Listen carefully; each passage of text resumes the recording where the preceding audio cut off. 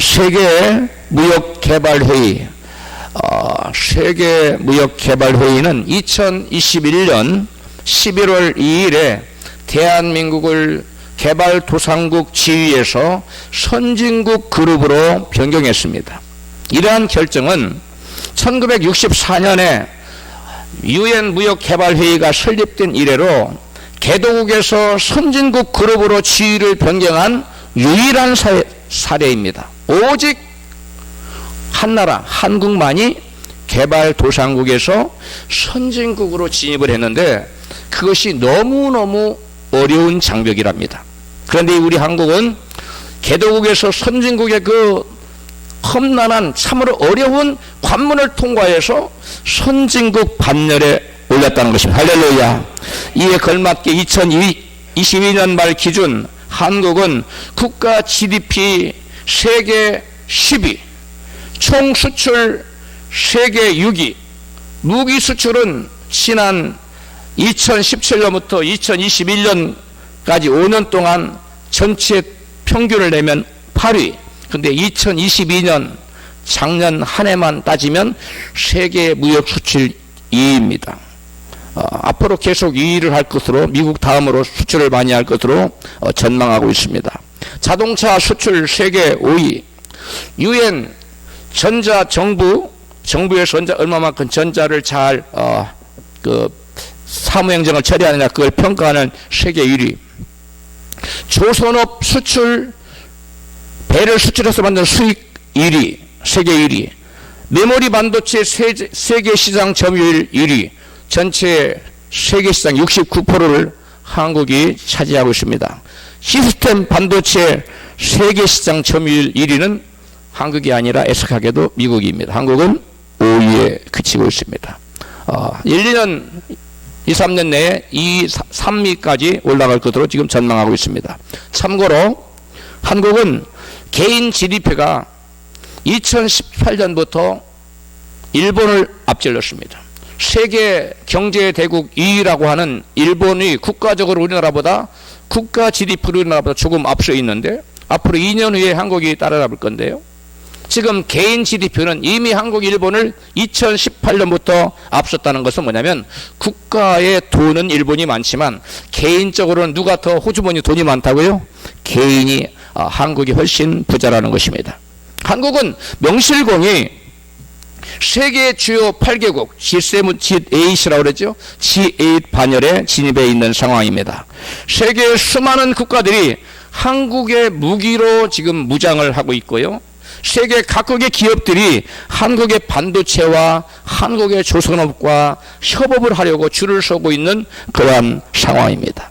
불과 저 어렸을 때 60년 전만 해도 저 꼬맹일 때 전쟁이 폐허 이후에 먹고 살기가 정말 막막한 보릿고개를 넘어야 되는 그러한 세계에서 꼴찌에서 수위를 다투는 그러한 절망적인 나라가 이제 세계 경제를 주도하고 또 세계 군사를 여러분 이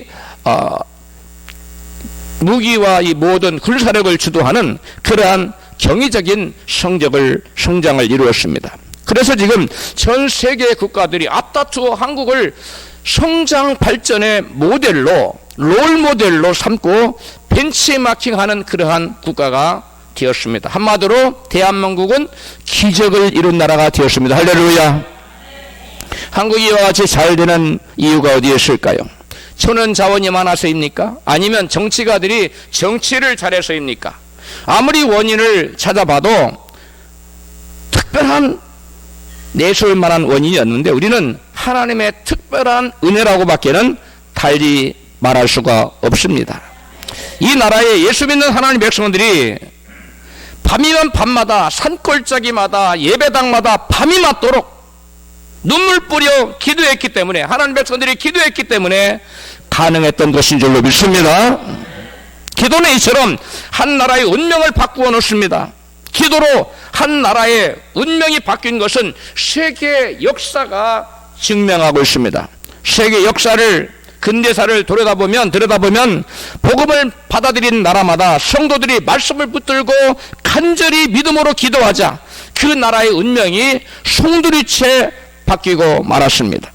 로마가 그랬고, 스페인이 그랬고, 네덜란드가 그랬고, 프랑스가, 영국이, 미국이, 일본이, 그리고 우리 한국이 바로 그런 대표적인 나라들입니다. 최근엔 중국의 복음이 들어가게 되어서 중국의 지하 교인들이 엄청나게 뜨겁게 기도해요.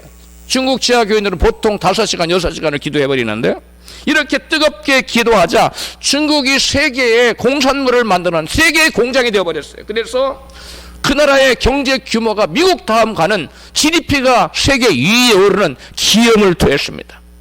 여러분, 중국이라는 나라에 복음이 들어가서 그들이 복음 붙들고 말씀 붙들고 간절히 하나님께 부르짖어 기도하니까 하나님이 잠자는 나라 중국을 깨워서 세계에 여러분 놀랍도록 성장하는 세계 공장으로 여러분 세워준 것입니다. 이처럼 기도는 한 나라의 운명과 그 나라 국민 개개인의 운명을 획기적으로 바꾸어 놓습니다. 할렐루야. 오늘 본문의 주인공 다윗은 양치는 목동이었습니다. 위대한 일문이 될 만한 어떤 특별한 배경에서 자라나는 사람이 아니라 아주 지극히 평범한 사람이었습니다. 그런데 그가 이스라엘 왕족에서도 가장 존경을 받고 추앙을 받는 성왕이 되었어요. 왕 중의 왕, 성왕이 되었어요. 그리고 사람들에게만 추앙을 받을 뿐만 아니라 하나님께서 다윗을 내 마음에 합한 자라고 인정을 해줬어요. 다윗은 하나님께로부터도 인정받은 참으로 위대한 인생인 것입니다. 그는 과연 어떠한 삶의 원칙을 가지고 살았기에 이처럼 위대한 인생이 되었을까요? 본문 1절에 보면 평범한 다윗을 비범하고 위대한 인물이 되게 하는 삶의 원칙을 우리는 발견할 수 있습니다. 같이 시편 141편 1절 본문 읽습니다. 여호와여, 내가 주를 불러싸우니 속히 내게 임하소서. 내가 주께 부르짖을 때에 내 음성에 귀를 기울이소서. 아멘. 이 말씀을 보면 다윗은 하나님께 뭐하는 사람이에요? 부르짖어 기도하는 사람이었다는 것을 알 수 있습니다. 영어 성경 킹제임스 버전, 뉴 킹제임스 버전은 부르짖다는 말을 크라이 아웃이라고 번역했는데, 크라이 아웃이라는 말은 크게 소리내어 울부짖는 것을 말해요. 하나님 앞에 큰 소리로 울면서 울부짖었다는 거예요. 우리말에는 앞에는 불러싸우니 또 뒤에는 부르짖어 싸우니 이렇게 번역됐는데, 원어에는 똑같은 동일한 단어를 반복했어요. 원어는 카라라는 단어를 썼는데 동일하게 부르짖다는 말이에요. 울부짖었다는 말이에요. 본문 1절 말씀을 보면 평범한, 아니 어떻게 더 정확하게 말하면 피천했던 목동이었던 일개 목동이었던 다윗이 위대한 인생이 되게 하는 삶의 원칙은 부르짖어 기도하는 삶이었어요. 할렐루야. 누구든지 아무리 비천할지라도 하나님께 나와서 부르짖어 기도할 때 그 인생을 위대한 인생으로 바꾸어 놓는 줄로 믿습니다. 중학교도 제대로 나오지 못한 에이브라함 링컨이 미국 흑인 노예를 해방시킨 미국에서 가장 존경받는 대통령, 가장 위대한 대통령으로 인물이 되게 하는 삶의 원칙은 무엇이었을까요? 남부군과 북군이 이렇게 남북전쟁을 했는데 흑인 노예를 놓고 한쪽에서는 해방시키자, 한쪽에서는 안 된다. 그럴 때 여러분 남부군을 이끄는 그 장군이 리 장군이었어요. 리 장군이 여러분 그 백악관 통 밑에까지 치고 올라왔습니다. 그때 모든 참모들은 야, 이제 우리가 다 죽었구나 두려워 떨었습니다. 그러나 그때에도 아브라함 링컨의 얼굴에는 그늘이 없었다고 합니다. 왜 그래요? 그는 백악관에 마련된 기도실에 들어가서 여러분 몇 시간씩 들어가면 대통령이 안 나오는 거예요. 3시간도 좋고 4시간도 다 좋고 간절히 부르짖는 기도가 백악관을 쩌렁쩌렁 올렸다고 합니다. 이렇게 초등학교 2학년밖에 교육을 받지 못한 아브라함 링컨이 여러분 대학도 나오고 박사학위도 많고 얼마나 지식 많은 사람이 많아요. 그런 모든 사람을 제치고 일국의 대통령이 될 뿐만 아니라 그 모든 역대 대통령 중에서 가장 위대한 인물로 평가받는 이유는 아브라함 링컨이 비록 못 배웠지만 하나님 의지하고 문제를 만날 때마다 하나님 앞에 나아가서 뭐 했기 때문에 부르짖어 기도한다는, 나는 문제를 만날 때마다 하나님께 나가서 기도한다, 그것도 부르짖어 기도한다 라는 삶의 대원칙을 가지고 살았기 때문에 여러분 이러한 위대한 인생으로 바뀐 줄로 믿습니다. 인생을 살다 보면 왕이나 대통령조차도 곤고한 일을 만나기 마련인데, 그때 위대한 인생과 위대하지 않은 인생이 갈라지는데 그 무엇이 차이가 있느냐? 그러한 곤고한 문제를 만날 때 위대한 인생이 되는 사람은 하나님께 나가서 부르짖어 기도한다는 그러한 여러분 대원칙을 가지고 인생을 산다는 거예요. 한번 따라 합시다. 문제를 만날 때마다 하나님의 앞에 나가서 부르짖어 기도한다. 이러한 일생의 삶의 원칙을 가지고 사는 사람은 그 사람이 지금 아무리 거름더미와 같은 진토에 있을지라도, 앉아 있을지라도, 아무리 별 볼 일 없고 아무리 가능성이 없어 보이는 사람도 하나님께 그 사람을 주목하여 하나님의 능력의 팔로 집어들어 세워서 여러분 방백의 자리에 앉히시고 위대한 인물로 바꿔놓은다는 사실을 믿으시기를 축복합니다. 본문 2절 말씀을 보면 다윗을 위대한 왕이 되게 하는 삶의 원칙은 조석으로 기도하는 것으로 나타나고 있습니다. 본문 2절입니다. 시작. 나의 기도가 주의 앞에 분향함과 같이 되며 나의 손드는 것이 저녁 제사같이 되게 하소서. 아멘. 하나님의 말씀에 따라 이스라엘 민족은 아침 저녁으로 하루에 2번씩 하나님께 제사를 드렸습니다. 다윗은 이스라엘 민족이 하나님의 얼굴을 구하면서 희생제사를 하루에 아침 저녁으로 2번 드린 것처럼 자기에도 아침 저녁으로 하나님께 나와서 여러분 하나님께 기도함으로써 하나님의 얼굴을 구했던 것입니다. 이처럼 아침 저녁으로 시간을 정해놓고 기도했던 다윗의 삶의 원칙이 그 일개 목적이었던 이 다윗으로 하여금 왕이 되고 그 왕 중에서도 빼어난 왕이 최고의 왕이 되는 여러분 위대한 인생을 살게 만들었던 것입니다. 할렐루야. 진정 저와 여러분이 위대한 인생이 되기를 원하십니까? 그렇다면 우리는 다윗처럼 아침 저녁으로 추석으로 시간을 정해놓고 어떤 일이 있어도 나는 기도한다. 무슨 문제를 만져도 나는 기도를 쉬지 않는다. 그러한 여러분 삶의 대원칙을 가지고 살아갈 때 그 사람이 지금 아무리 어렵고 아무리 가능성이 없고 아무리 별 볼 일 없는 그러한 지경에 놓여있다 할지라도 그러한 나는 아침 저녁으로 시간을 정해놓고 기도한다는 그러한 삶의 원칙을 파기하지 않고 밀고 나가면 하나님 그 사람을 주목하여 마침내 높은 자리에 세우는 줄 믿으시면 아멘 하십시다. 다윗뿐만이 아닙니다. 바벨론의 포로로 잡혀온 포로 중에 한 사람이었던 다니엘, 그도 역시 하루에 3번씩 하나님께 시간을 정해놓고 기도하던 사람이었어요. 목숨이 경각에 달린 그런 상황에서도 그는 기도를 포기하지 않았어요. 내 목은 내어놓을지라도 내가 하나님 앞에 하루에 3번 기도하는 이 원칙은 나는 절대로 깨트리지 않는다. 이러한 다윗의 결단이, 다윗이 아니라 이 다니엘의 결단이, 여러분 다니엘과 일개 포로가 그 나라의 총리 중에 3명의 총리 중에 최고의 총리가 되는 기염을 토하는 위대한 인생으로 바뀌게 된 줄로 믿습니다. 다니엘서 6장 10절은 이 사실을 우리에게 증거하고 있습니다. 같이 있습니다. 다니엘이 이 소서의 의인이 지킨 것을 알고도 자기 집에 돌아가서는 그 방이 예루살렘으로 향하여 열린 창에서 전에 행하던 대로 하루 3번씩 무릎을 꿇고 기도하며 그 하나님께 감사하였더라. 아멘. 할렐루야. 다니엘은 앞으로 30일간 어떤 사람이나 어떤 신이나 어떤 왕에게 무엇을 구하면, 기도하거나 뭘 구하면 그 사람은 반드시 사자굴에 넣기로 왕이 의인을 찍었어요. 인장바지로 인을 치고 봉인을 했습니다. 조서를 내렸습니다. 누구도 기도하면 안 됩니다. 왕에게만 기도해야 돼요. 왕에게만 구해야 돼요. 그런데 그 왕의 의인이 찍힌 것을 알고도 다니엘은 이전에 행한 대로 여호와의 절이 있는, 여호와의 성전이 있는 동편 창을 향하여 하루에 3번 무릎을 꿇고 간절히 기도했다는 거. 할렐루야.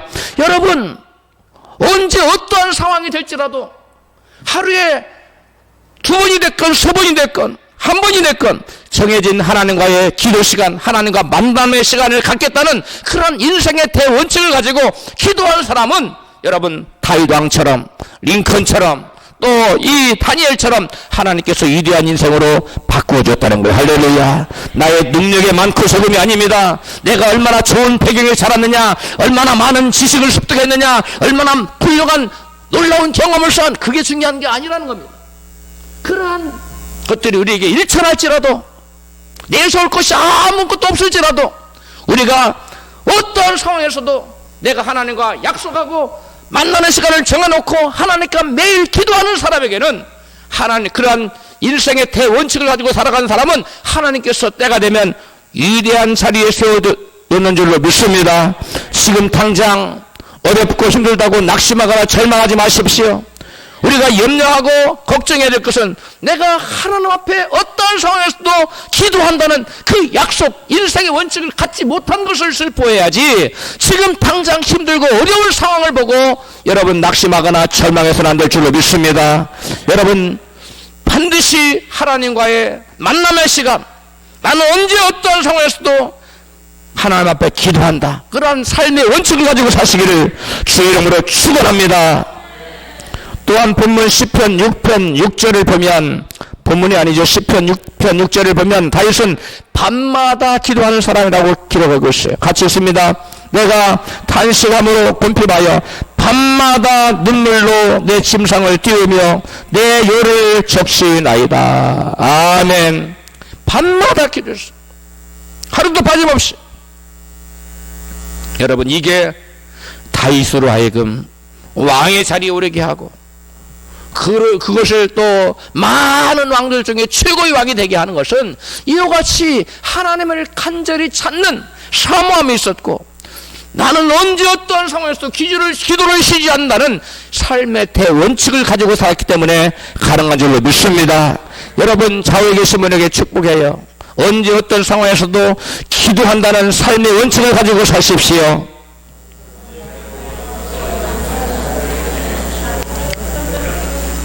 다윗은 아침 저녁으로 기도하여 크고 작은 모든 일을 하나님께 아뢰며 하나님의 인도함을 받고 살았기에 위대한 인생이 된 것입니다. 성경엔 다윗이 어디를 가든지 여호와께서 그로 이기게 하셨다고 말씀하고 있습니다. 그 성경에 몇 번 나와요? 무려 4번이나 나와요. 동일한 말씀에. 여러분도 어디로 가든지 하나님께 함께 하셔서 승리하기를 원하십니까? 그렇다면 다윗처럼 아침 저녁으로 하나님께 나와 부르짖어 기도하기를 주로 축복합니다. 그리고 무슨 일을 할 때든지 내 마음대로, 내 마음에 생각되는 대로 하지 말고 하나님께 나와 기도로 묻고 아뢰고 상의하고 하나님의 감동을 받고 성령 인도를 받고 행동하신다면, 지금 여러분이 지금 당장은 힘들고 어려울지라도 하나님께서 점차로 광명한 대로로 높은 자리로 인도하실 줄로 믿습니다. 숭실대학 총장을 지낸 이효재 장로님의 아버님은 장로님이셨다고 합니다. 그 아버님도 장로님이었어요. 근데 그 아버님 장로님이 전라도 지역에 굴수로 부임을 받아갔습니다. 그런데 모래기철이 되었어요. 여름에 흉년이 됩니다. 비가 오지 않습니다. 구름조차도 뜨지 않습니다. 가뭄이 극심해지자 군의 유지들이 모여서 기우제를 드리기로 합의하고, 그 다음에 산에다가 항상 드리던 산에다가 제사장을 차려놓고 군수인 장로님에게 찾아왔습니다. 그리고 장로님, 우리가 비가 내리지 않아서 농민들이 하나도 모내기를 할 수 없고 다 이게 굶겨 죽게 생겼는데 기우제를 드려야 됩니다. 이렇게 제안을 했습니다. 여러분, 이분은 지금 군수이자 교회에서 뭐라고요? 장로님이에요. 그런데 그 지역의 풍습인 기우제를 안 드리자니 지역 주민들과 관계가 깨어질 것 같고, 그렇다고 기우제를 드리자니 하나님의 종인 장로가, 여러분, 하나님을 하나님께 죄를 지을 수도 없는 아주 진퇴양난의 곤란한 상황에 처하게 됐습니다. 그래서 이 장로님은 하나님께 간절히 기도했습니다. 기도한 다음에 그 지역 유지들을 불러 모았어요. 그리고 이렇게 말했습니다. 여러분이 기우제를 드리려고 하는 것은 비를 내리게 하려고 하는 목적이 아닙니다. 그렇습니다. 그렇다면 여러분, 산 위에 제사장을 다 치우십시오. 그리고 내가 앞으로 3일 동안 내가 믿는 하나님께 간절히 기도하여 비가 오게 할 터이니까, 비가 오면 기우제를 안 드려도 되지 않습니까? 그렇지요. 약속을 했습니다. 그리고 장로님은 산으로 올라갔어요. 그 기우제를 드린다는 그 산에 가서 제사상을 다 치우고 그대로 하나님 기도 소손을 들고 식음을 전폐하고 3일간 간절히 부르짖어 기도했어요. 첫날에 간절히 막 기도하니까 하늘에 막 천둥 번개가 치고 비가 와면 얼마나 독였어요. 그렇지 않았어요. 두째 날도 하늘은 쨍쨍 찌었어요. 먼지만 펄펄 날렸습니다. 셋째 날 되었어요. 여전히 비올 조짐은 조금도 보이지 않았어. 오후 5시에 이 장로님은 기진맥진해서 쓰러졌어요. 탈진에 쓰러졌는데 그 옆에 부하 직원이 지켜보고 있다가 앰뷸런스를 불러가지고 호송해서 갔어요. 뿅뿅뿅뿅 하고 급하게 지금 병원으로 가고 있는데 갑자기 하늘이 깜깜해지고 우르릉 쿵쿵 하면서 천둥번개가 치더니 여러분 상상치도 못하는 장대비가 쏟아지기 시작했어요. 할렐루야. 얼마나 장대비가 세게 내렸던지 그 앰뷸런스 차 가다가 멈췄다는 거예요. 너무 비가 폭우가 쏟아졌어요. 여러분, 우리가 문제를 만났을 때 염려, 근심이나 낙심, 절망 걱정하지 말고 하나님께 나아가 부르짖어 기도해야 될 줄로 믿습니다. 여러분에게는 어떤 하늘문이 닫혀 있습니까? 여러분 삶 가운데 가뭄이 찾아오지는 않았습니까? 영적인 가뭄, 물질의 가뭄, 건강의 가뭄, 가정의 평화의 가뭄, 이런 가뭄들을 저와 여러분의 힘만으로는 해결하지 못할 것들이 대부분입니다. 저와 여러분의 힘만으로는 이 닫힌 하늘문을 열어 제낄 수가 없습니다. 예수님께서는 저는 그리스도시요 살아계신 하나님의 아들이시라고 신앙 고백을 한 베드로에게 하늘문을 여는 열쇠를 주셨습니다. 마태복음 6장 16장 19절입니다. 같이 있습니다. 내가 천국 열쇠를 내게 주리니 내가 땅에서 무엇을 매면 하늘에서도 매일 것이요 내가 땅에서 무엇을 풀면 하늘에서도 풀리리라. 할렐루야.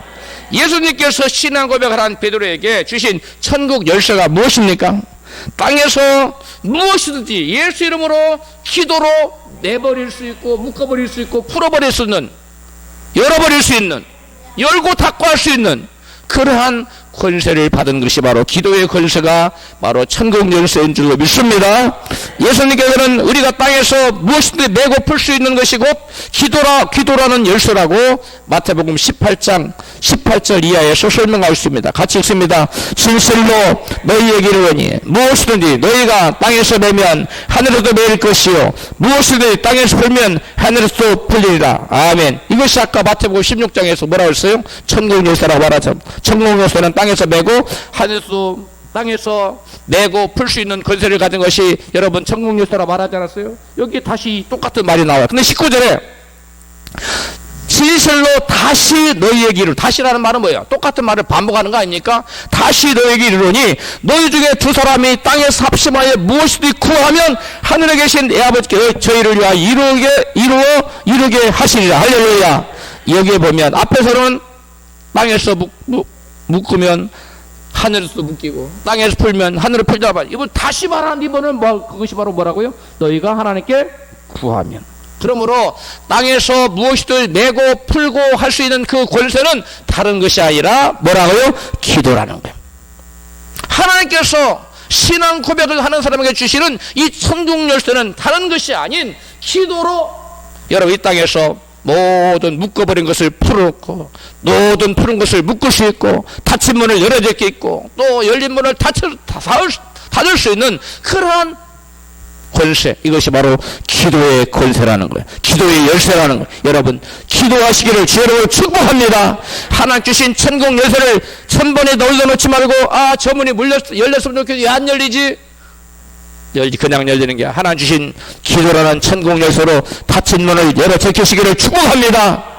이호재 장로님, 그 아버님 장로님이 여러분 하늘에 닫힌 문을 기도로 열어 제낀 것처럼 엘리야가 3년 반 동안 하늘문이 닫힌 것을 열어 제낀 것처럼 기도로 저와 여러분도 동일하게 하나님께 주신 기도라는 열쇠를 천국 열쇠를 가지고 기도하면 모든 닫힌 문이 열려질 줄로 믿습니다. 여러분은 어떤 문이 닫혀 있습니까? 여러분은 어떤 것이 매여 있습니까? 매여 있는 것들, 닫힌 것들 다 예수 이름으로 기도하여 다 풀어내시기를, 그래 천국을 소유하게 하시기를 주의 이름으로 축복합니다. 다윗으로 하여금 위대한 인생이 되게 하는 또 다른 삶의 대원칙은 본문 3절에 나타나 있습니다. 같이 읽습니다. 여호와여 내 입 앞에 파수꾼을 세우시고 내 입술의 문을 지키소서. 다윗이 자기 입 앞에 지금 뭘 세워달라고? 파수꾼을 세워달라고, 입술의 문을 지켜달라고 기도하고 있습니다. 이 입이 마귀에 의해서 쓰임받지 않도록, 내 입술의 말이 저주의 말이 되지 않도록, 내 입술의 말이 축복의 말이 되고, 내 입술의 말이 사람을 죽이는 말이 아니라 살리는 말씀이 되고 말이 되는 그러한 입술이 되도록 내 입술을 지켜달라고. 무엇으로부터? 어둠의 권세로부터, 마귀 권세로부터, 사망 권세로부터 내 입술을 지켜달라고 다윗은 지금 기도하고 있어요. 여러분, 어떤 사람은 말하는데 아무 생각 없이 말해요. 마귀에 있어 입술을 쓰임받고 있어요. 부정적인 말로 자기 자신을 죽이고 있어요.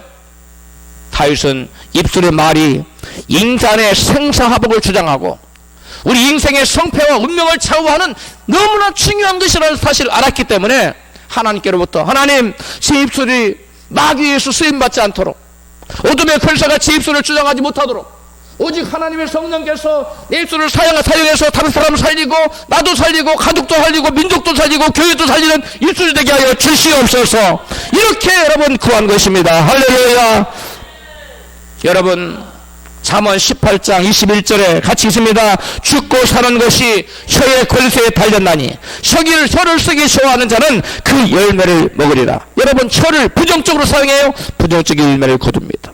긍정적으로 사용합니까? 긍정적인 열매를, 혀를 사용해서 축복의 말은 축복의 열매를, 혀를 사용해서 남을 저주합니까? 남에게 저주가 가기 전에 내게 먼저 저주가 와요. 여러분, 그래서 우리의 혀는 아름다운 입술이 되어야 될 줄을 믿습니다. 믿음의 입술이 되어야 될 줄을 믿습니다. 소망과 사랑과 남을 격려하는 입술이 되어야 될 줄을 믿습니다. 남을 비방하는 입술, 남을 저주하는 입술, 남을 판단하고 비판하고 정죄하는 입술, 그런 입술로 우리가 입술이 절대로 쓰임받으면 안 됩니다. 이것은 그런 입술로 쓰임받을 때 마귀는 춤을 추고 성령께서는 탄식하고 슬퍼하십니다. 그러면 우리는 다윗처럼 기도해야 돼요. 하나님, 따라서 하세요. 하나님, 제 입술에 파수꾼을 보내주세요. 내 입술의 문을 지켜주소서. 할렐루야. 야고보서 3장 4절입니다. 같이 있습니다. 또 배를 보라. 그렇게 크고 광풍에 밀려가는 것들을 지극히 작은 키로 사공의 뜻대로 운전하나니 이와 같이 혀도 작은 지체로 돼 큰 것을 자랑하도다. 아멘. 혀는 여러분 불과 같아요. 불씨 하나만 가지고도 큰 장작해 아무리 큰 집도 태워버릴 수 있어요. 작은 내 입술의 말이 내 인생을 불살라버릴 수도 있고 위대한 인생으로도 만들 수가 있다는 거예요. 그럼 우리는 여러분, 배가 그 방향을 결정하는 것이 어떤 거예요? 조그마한 뱃속에 보이지도 않아요. 밑에 있는 조그마한 키가 그 배의 방향을 결정해요. 이쪽으로 가면은 죽는 길인데도 키를 그 방향으로 하면 가요. 아무리 바람이 반대쪽으로 불어도 키를 튼 방향으로 배가 갑니다.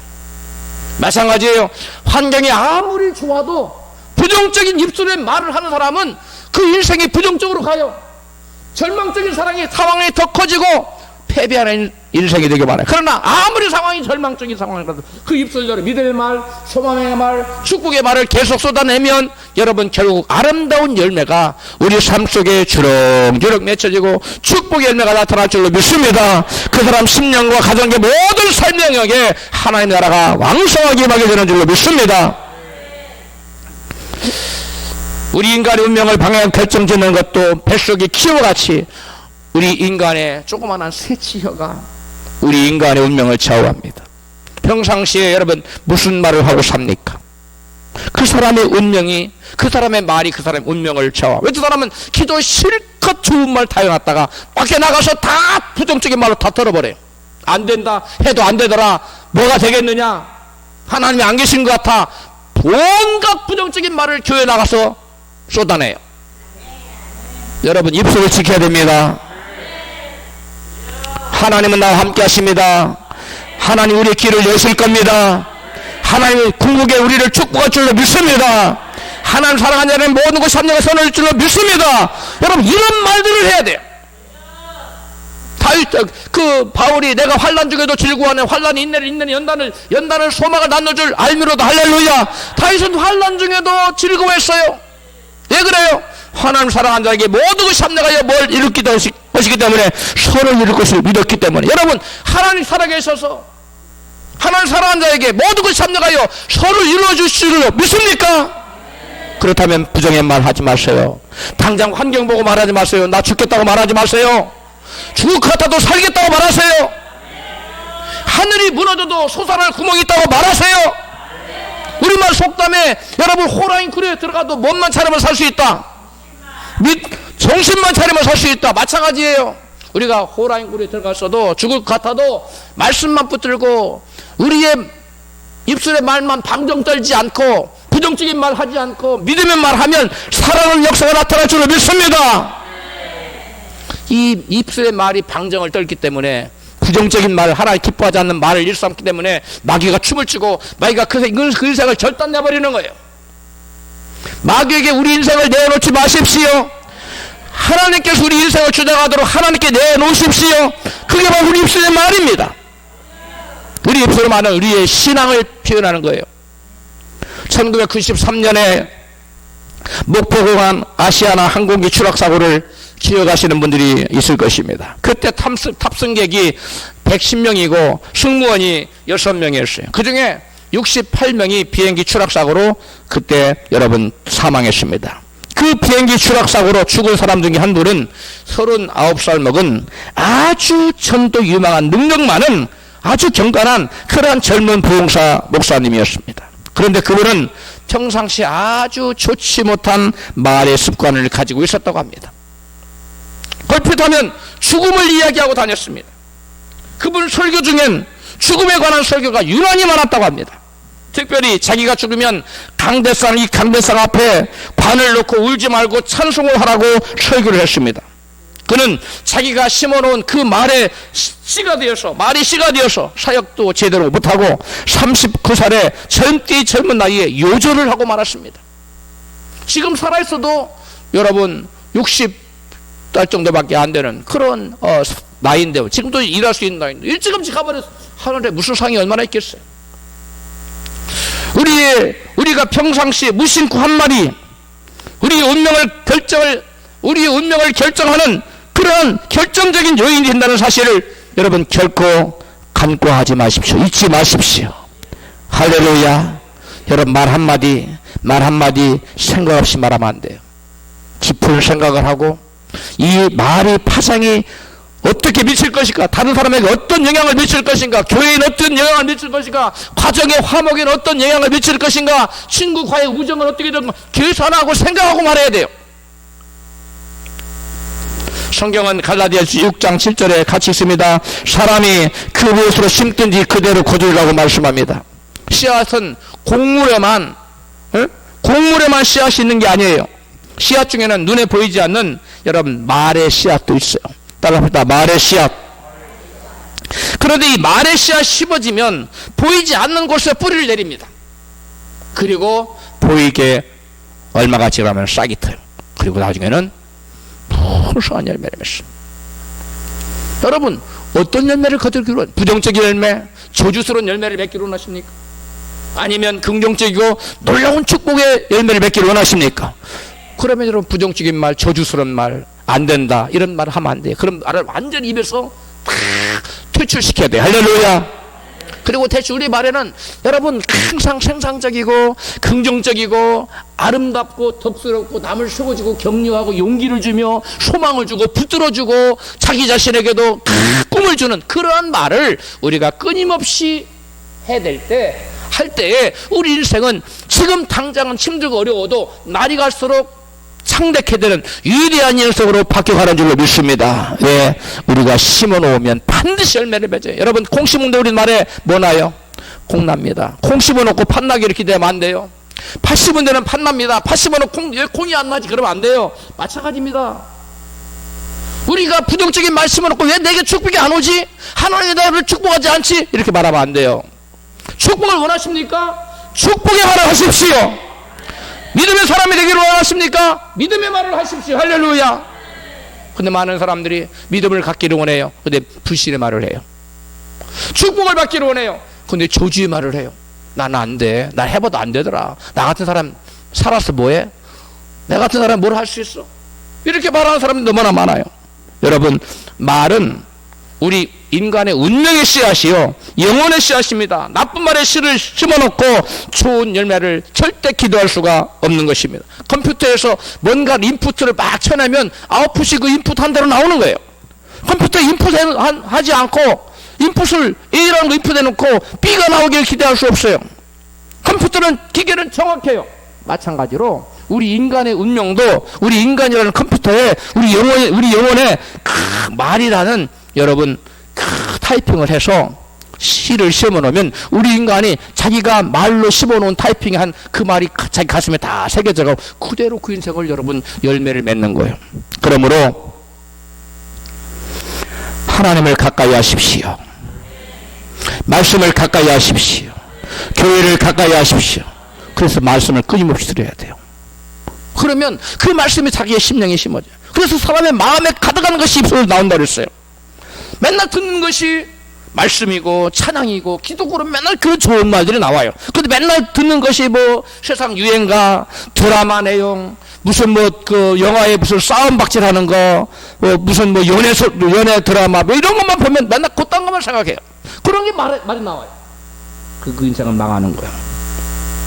좋은 것을 여러분 심령에 심으십시오. 그러면 좋은 말이 나옵니다. 믿음의 말을 여러분 심령에 심으십시오. 그러면 여러분 믿음의 말이 나오게 되시죠. 그러면 그동안 믿음의 사람이 되고, 믿음의 사람은 하나 기뻐하셔서 위대한 인생으로 바꿔줄 줄로 믿습니다. 우리 하나님은 우리가 하는 말을 듣고 그대로 이루어 주십니다. 민수기 14장 28절입니다. 시작. 그들의 기르기를 여호와의 말씀에 나의 삶을 가리켜 맹세하노라. 너의 말이 내 귀에 들린 대로 내가 너희에게 행하리라. 아멘. 하나님 어떻게 하신다고요? 우리가 말하는 말을 하나 듣고서 우리가 말한 대로 우리 인생이 이루어지게 해주겠다는 거예요. 그러면 우리가 부정적인 말을 하면 그 사람 인생 부정적인 인생이 되는 거예요. 저주스러운 말을 하면 저주스러운 인생의 열매를 맺게 돼요. 우리가 긍정적인 말을 하고 축복의 말을 하면, 생명의 말을 하면 여러분 그러한 축복과 생명의 열매가 맺힙니다. 그럼 우리가 현실로 이루어지기를 바라는 말을 말해야 돼요. 여러분 현실 속에 이루어지기를 원치 않는 말을 여러분 입술에 담으면 절대 안 됩니다. 내가 원치 않는 말, 내 현실 속에 이루어지기를 원치 않는 그런 것을 말하면 나의 삶 속에 내가 원치 않는 열매가 맺어져요. 그러나 지금 당장 아무것도 없어요. 그러나 나는 하나님께서 때가 되면 비즈니스를 해서 큰 사장이 되고 하늘나라에 큰 선교사를 보내고 하나님께 크게 쓰임받을, 이렇게 계속 말해보세요. 여러분 사람들은 미쳤다고 그래. 저 사람 지금 실성했는 것보다고, 하도 돈이 없으니까 지금 실성했는 것보다고. 실성한 게 아니고 하나님 것을 믿음으로 받으시고 위대한 돈을 많이 버는 사람 재물로 은사를 부어주세요. 할렐루야. 근데 지금 아무리 돈이 많아도 난 돈 없어요, 내가 무슨 돈이 얼마나 있겠어요, 그런 사람 여러분 그 있는 돈도 다 까먹어요. 결코 내게 일어나서는 안 될 부정적인 말을 입술로 말하면 언젠가 그 말이 내게 현실로 이루어진다는 사실을 여러분 꼭 기억하십시오. 그래서 성경은 요엘서 3장 10절에 말합니다. 너희는 약한 자도 이르기를 나는 강하다 할지어다. 여러분 약합니까? 아이고 나는 약해요 라면 계속 약해져요. 약해도 뭐라고 말하라고요? 약한 자도 뭐라고 말하라고요? 강하다고. 그건 하나님 앞에 거짓말하는 거 아니에요. 믿음의 말이에요. 할렐루야. 약한 자도 강하다고 말하고 있습니다. 할렐루야. 성경 우리가 부정적인 말을 하는 것을 절대로 금지하고 있습니다. 스스로 향하여 부정적인 말을 결코 입 밖에 내서는 안 되는 겁니다. 이스라엘 열 정탐꾼들과 이스라엘 백성들은 스스로 대하여 부정적으로 말했습니다. 민수기 13장 33절에 시작. 또 거기서 또 네피리 우선 아낙 자손 대장부들을 보았나니 우리는 스스로 보기에도 메뚜기 같으니 그들의 보기에도 그와 같아서일 것이라. 아멘. 이스라엘 백성 스스로 자기를 향해 뭐라고 말했다고요? 우리는 메뚜기 같다.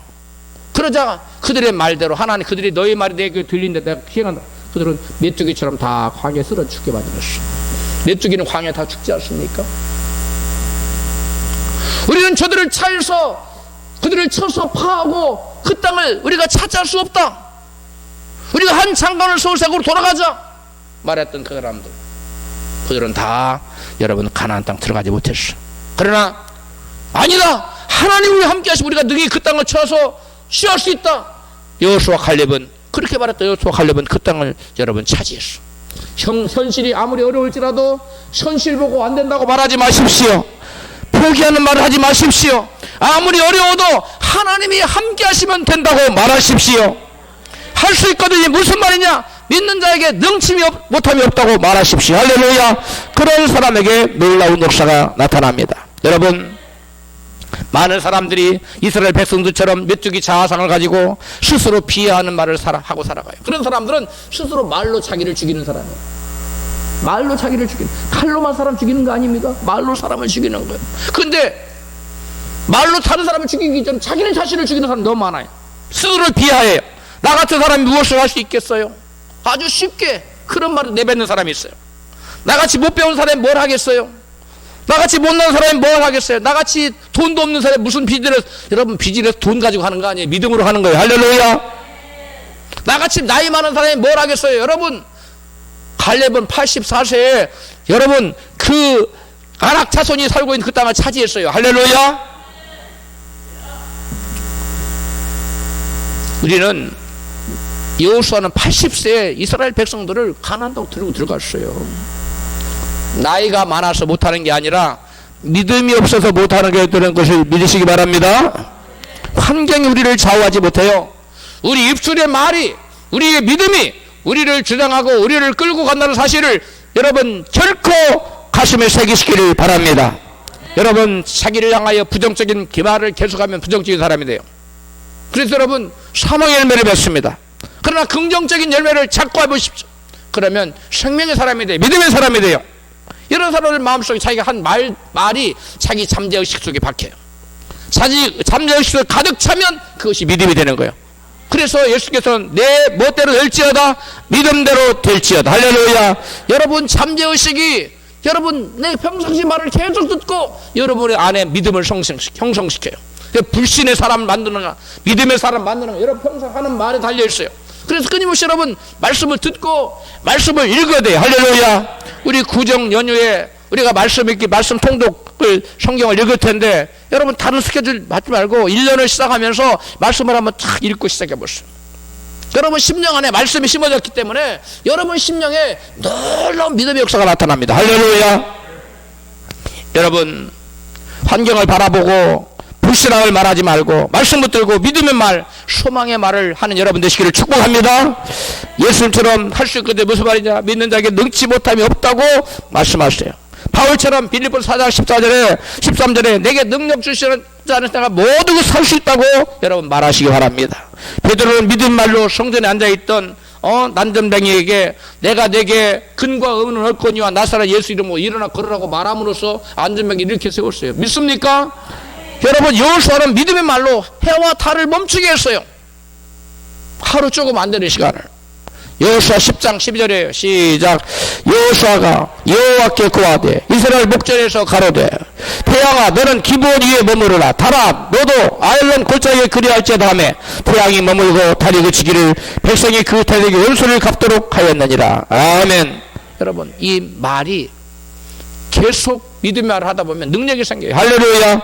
위대한 인생이 되려거든 사람들에게 덕을 끼치는 의료로운 말을 해야 됩니다. 에베소 4장 29절입니다. 무릇 더러운 말은 너 입 밖에도 내지 말고 오직 덕을 세우는데 소용되는 대로 선한 말을 하여 듣는 자들에게 은혜를 끼치게 하라. 아멘. 여러분 우리 입술에 말이 말 한마디가 천냥불을 감는 말이 있어요. 엎질러진 물은 주워 담을 수가 없습니다. 마찬가지로 한번 발설한 말은 여러분 쉽게 다시 주워 담지 못해요. 그러므로 내가 무심코 던진 말이 상대에게 비수를 꽂을 수가 있어요. 그런 말을 신중해야 하게 됩니다. 한 교회 다니는 두 권사님이 있었습니다. 한 권사님이 친구 권사님에게 점심을 사기로 했어요. 둘이 만났습니다. 그래서 점심을 사기로 한 권사님이 그 비프 스테이크를 먹으려고 새로 산 우아한 원피스를 곱게 차려입고 나왔어요. 밥을 얻으러 나온 권사님이 말했습니다. 아니 나이 든 주제에 이게 젊은 사람들이 입는 옷이지 하면서 구박을 했어요. 그러니까 밥 사주려던 권사님 마음이 상했어요. 내 옷에 마음이 안 든다 그러니까 집에 가서 옷을 갈아입고 올게. 그리고 돌아갔어요. 근데 돌아가는 길에 같은 교회 집사님 만났습니다. 집사님이 그 권사님을 보자마자 정색을 하면서 권사님 어쩜 그리 옷이 예뻐요. 너무 잘 어울려요. 10년은 저희는 못 보이시고 보기에 너무 좋아요라고 칭찬했습니다. 그러자 이 권사님이 말했어요. 집사님 정말로 그리 이뻐 보이세요. 그럼요. 누가 이 옷을 골랐는지 너무 세련된 분이세요. 눈에 보는 눈이 보통이 아니에요. 며느리가 골랐어요. 아니요 집사님 내가 골랐는데. 역시 권사님은 수준이 보통이 아니세요. 권사님이 기분이 좋아졌습니다. 그래서 물었습니다. 집사님 점심 먹었어요? 아직이요. 그래요? 나랑 같이 가까운 뷔페에 가서 점심 먹지 않을래요? 예, 점심을요? 전혀 기대치 않았던 뷔페에 가서 값비싼 맛있는 음식을 좋은 말 몇 마디로 얻어먹게 되었어요. 할렐루야. 말을 부정적으로 말을 잘못한 권사님은 얻어먹기로 돼 있던 점심도 놓치고 말았어요. 못 먹고 말았어요. 여러분 말 잘하며 삽시다. 우리 인간의 말에는 인격이 담겨 있습니다. 우리 인간의 말에는 믿음이 담겨 있습니다. 그래서 그 사람이 말하는 것을 보면 그 사람의 신앙 인격을 알 수가 있습니다. 자기보다 시기가 낮거나 나이가 적다고 해서 함부로 말하면 은혜가 되지 않습니다. 김집사, 이집사, 박집사 이렇게 부르는 것보다 이왕이면 같은 값이면 김집사님, 이집사님, 박집사님 이렇게 부르시면 듣는 이에게 은혜가 됩니다. 말에 예의와 사랑과 배려를 담아서 하시면 듣는 이에게 은혜가 되고 감동이 됩니다. 성경은 그래서 남을 나보다 낫게 여기라고 말씀합니다. 부부지간이라도 말을 함부로 해서는 안 됩니다. 사랑은 무례히 행치 않는다고 말했습니다. 부부지간이라도 서로를 배려하며 상대방 입장에서 예의를 갖추어서 얘기해야 합니다. 서로를 칭찬해주고 세워주는 말을 해야 됩니다. 상대방의 단점을 지적하고 단점을 고치려 드는 그런 말은 상대방의 배우자의 말을 여러분 마음을 자존심을 상하게 하고 감정을 상하게 하고 기분을 상하게 합니다. 그런 말은 결국은 상대방을 고치는 것이 아니라 부부관계를 깨뜨리고 서로가 멀어지게 만듭니다. 한 회사를 다니는 두 직원이 같이 퇴근을 하다가 장미꽃을 파는 소녀가 꽃 2송이 남았어요. 떨이에요. 1,000원에 한 송이에요. 그래 1,000원 한 송이 사가지고 들어갔어. 한 직원이 집에 도착하자 아내에게 장미꽃 한 송이를 건네주었습니다. 그 직원의 아내가 아니 꽃을 사오려거든 한 다발을 사오든지 해야지 한 송이가 뭐예요? 라고 말했습니다. 아니 한 송이라도 안 사다 주려다 사다 주니까 감사할 줄 알아야지 저렇게 불평불명하다니 내가 다시는 꽃을 사다 주나 보라 말했습니다. 아내가 다시 말했습니다. 누가 꽃 사다 달랬어요? 다시는 꽃 사오지 마세요. 장미꽃 한 송이 때문에 두 부부가 치열한 싸움을 하다가 저녁밥도 못 먹었어요. 다른 직원은 자기 집에 아내가 동일하게 역시 장미꽃을 한 송이를 건네줘요. 그 아내도 동일한 반응. 아니 꽃이 한 송이가 뭐예요? 이왕 사오려거든 한 다발을 사오시지 이렇게 대답했습니다. 그러자 남편이 말하기를 여보 내가 왜 꽃 한 송이를 사오는 줄 알아요? 당신을 향한 나의 마음이 일편단심 한 마음이라는 것을 표현하고자 한 송이 산 거예요. 아내가 너무 기분이 좋아졌습니다. 꽃병에 장미꽃 한 송이를 꽂아놓고 남편이 나만을 사랑하는구나. 얼마나 나는 행복한 사람인가. 남편을 생각하며 콧노래를 부르며 행복한 마음으로 남편이 빨리 오기를 기다립니다. 한마디의 말이 행복한 가정과 여러분 불행한 가정으로 갈라놓았어. 같은 값이면 상대가 듣기 좋고 상대에게 소망을 주고 상대를 세워주고 상대에게 용기를 주는 그런 아름다운 말 복스러운 말을 하며 삽시다. 다윗을 위대한 인물로 만든 삶의 대원칙은 기도를 삶의 제1순위로 삼고 매일같이 조속으로 기도하는 것이었습니다. 다윗을 위대한 인물로 만든 또 다른 삶의 원칙은 자비 입술에 파수꾼을 세우고 부정적인 말 대신 믿음과 소망과 사랑과 은혜로운 말을 하는 것이었습니다. 다윗같이 인생의 대소사를 기도로 하나님께 묻고 하나님의 인도를 받는 삶의 대원칙을 지킬 뿐만 아니라 은혜로운 말을 하고 살겠다는 삶의 대원칙을 지키고 살아감으로써 인생의 위대한 인생 되시기를 주님의 이름으로 축원합니다.